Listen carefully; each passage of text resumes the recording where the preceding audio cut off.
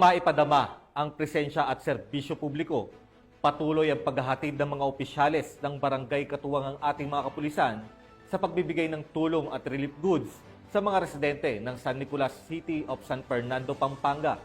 Ibabalita yan ni Patrolwoman Lixin Reyes sa Weran.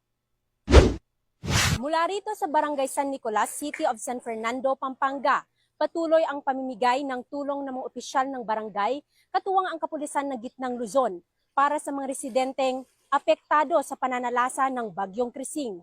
Katuwang ang 1st Provincial Mobile Force Company ng Pampanga Police Provincial Office at ang Regional Police Community Affairs and Development Unit 3 at ang inisyatibo ng mga opisyal ng barangay sa pangunguna ni Kagawad Michael Huico at SK Chairwoman Kian Chodoro. Hindi alintana ng grupo ang bahang umaabot hanggang lampas tuhod sa kanilang house-to-house na pamamahagi ng tulong.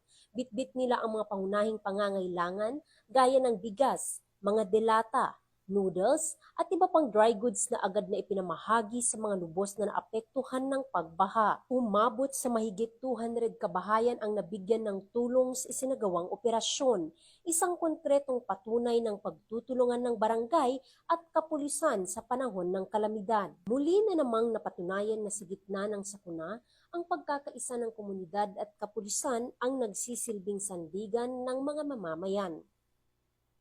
Serbisyong totoo sa gitna ng unos. Ako ang inyong PNN correspondent, Patrolwoman Lixin Reyes A. Saweran, alagad ng batas, tagataguyod ng Balitang Pulis.